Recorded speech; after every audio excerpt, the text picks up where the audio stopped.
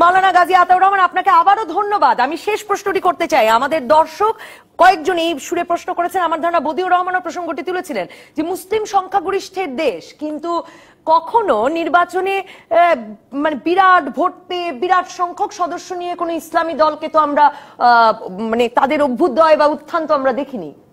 হ্যাঁ, এটা চমৎকার প্রশ্ন। এবার দেখবেন, যদি একটি সুষ্ঠু এবং নিরপেক্ষ নির্বাচন হয় তাহলে এবার বাংলাদেশে ইসলামের পক্ষে একটি ভোট বিপ্লব ঘটবে ইনশাল্লাহ। এটা হাত পাকার পক্ষে, মানুষ ভোট দেওয়ার জন্য প্রস্তুত, এবং দুর্নীতিগ্রস্ত দুইটা শক্তিকেই মানুষ এই নির্বাচনে প্রত্যাখ্যান করবে বলে আমাদের আশা। আপনাদেরকে বিকল্প মনে করছে জনগণ। জনগণ কি, আমি বারবার আসলে ও কথাটা জানতে চাইছি যে বদিউর রহমান সাহেব বলছিলেন যে এই যে ইসলামী নামটাও একটা বড় প্রভাব ফেলে মানুষের মনে, সেটা মনে করেন কিনা?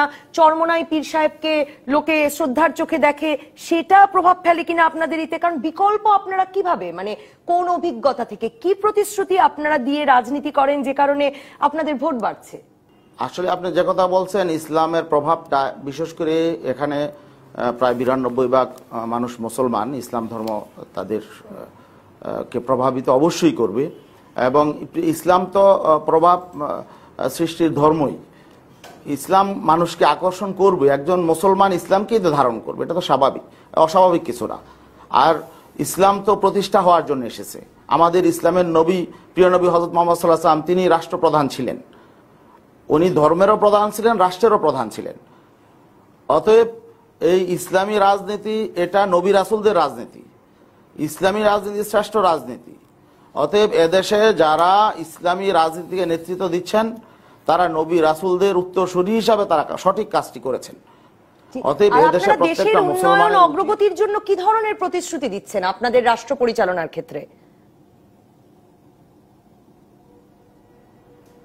আমাদের মূল স্পিরিটটা হলো যে দেশের উন্নয়ন অগ্রগতির জন্য আমাদের সবচেয়ে বড় অন্তরায় বাধা হলো দুর্নীতি। আজকে দুটি দল এবং আরো একটি দল জাতীয় পার্টি, তারা বেশ কয়েকবার ক্ষমতায় এসেছে। আওয়ামী লীগ 4 বার ক্ষমতায় এসেছে, বিএনপি 3 বার ক্ষমতায় ছিল, জাতীয় পার্টি 1 বার ক্ষমতায় ছিল। সবাই দুর্নীতি করেছে এবং দুর্নীতিতে বিশ্ব চ্যাম্পিয়ন হয়েছে। অতএব তাদের নতুন করে তো কিছু বলার নেই, তারা পরীক্ষিত জনগণের কাছে, তারা পরীক্ষিত, এদের টপ টু বটম করাপ্টেড এবং তারা কনভিক্টেড।